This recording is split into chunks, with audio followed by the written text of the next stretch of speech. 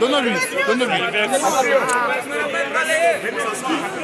À la table ronde sur l'état de siège au Palais du Peuple du 14 au 16 août 2023.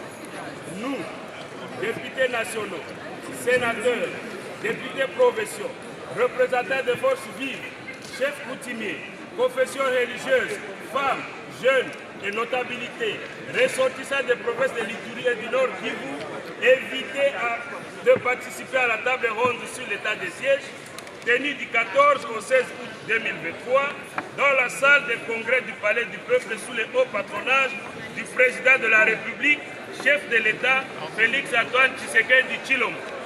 Remercions et félicitons la volonté politique de son Excellence, Monsieur le Président de la République, pour avoir concrétisé sa promesse de la tenue de la table ronde pour évaluer l'état de siège après 2 ans et 3 mois à province de l'Ituri et du Nord Kivu. Saluons et remercions les efforts de son Excellence, Monsieur le Premier ministre, ainsi que le gouvernement de la République pour l'accompagnement matériel à travers les différentes missions et de l'état de siège dans les 2 provinces précitées, malgré les résultats mitigés. Après avoir suivi religieusement et successivement les discours du président de la République, chef de l'État et celui du Premier ministre, 3 thématiques ont fait l'objet de la table ronde, notamment le métier, la requalification et la levée de l'état de siège. Vu la durée de l'état de siège de 27 mois, ici de plus de ces 4 prolongations par les 2 chambres du Parlement, aussi des enjeux politiques, sécuritaires et socio-économiques actuels du pays en général et dans les provinces de l'Ituri et du Nord Kivu en particulier.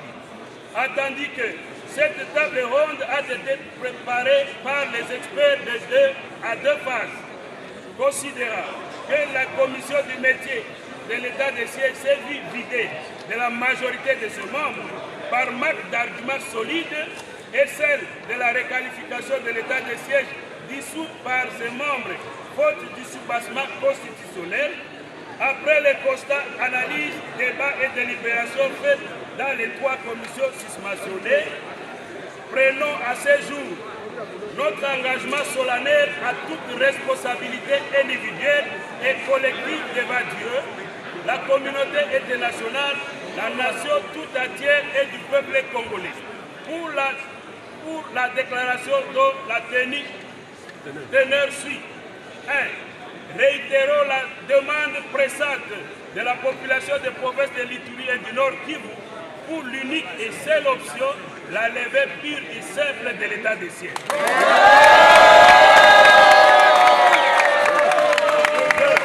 2. Demandons au gouvernement de la République de rétablir les institutions provinciales de 2 provinces dans le respect des dispositions constitutionnelles et légales.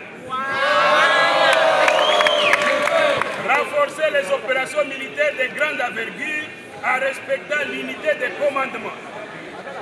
Redynamiser et accélérer le PDDRCS afin de prendre en charge les ex-miliciens volontaires au processus de paix fait à Kinshasa le 15 août 2023.